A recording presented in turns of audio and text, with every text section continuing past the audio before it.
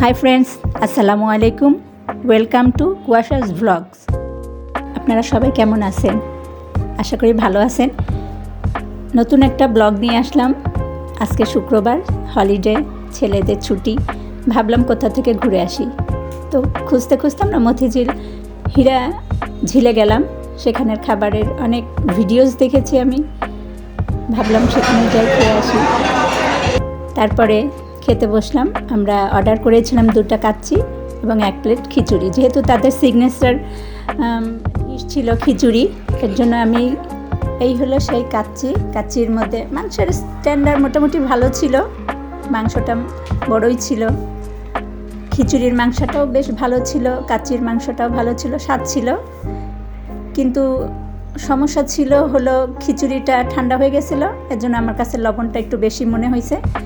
আমি শেষ পর্যন্ত খাওয়া শেষ করতে পারিনি, অর্ধেকও খেতে পারিনি, আমার কাছে ভালো লাগে নাই। আর আসে কাচ্চির কথা, কাচ্চিটাও ঠান্ডা ছিল। আমাদের যাইতে যাইতে অবশ্য 3টা বেজে গেছে, এর জন্য হয়তো বা খাবারগুলো ঠান্ডা হয়ে গেছে, সেরকম স্বাদ লাগে নাই। তারপর আমরা মোটামুটি কোনোভাবে খাইলাম।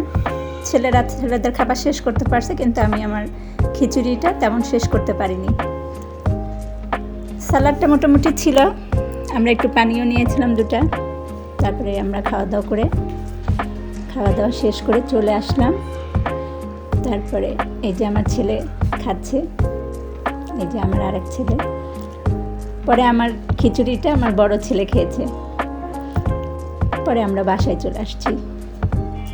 আল্লাহ হাফেজ, সবাইকে শুভকামনা রইল। আশা করি সবাই বেশি করে আমার ভিডিওটা দেখবেন এবং লাইক, কমেন্ট, শেয়ার করবেন।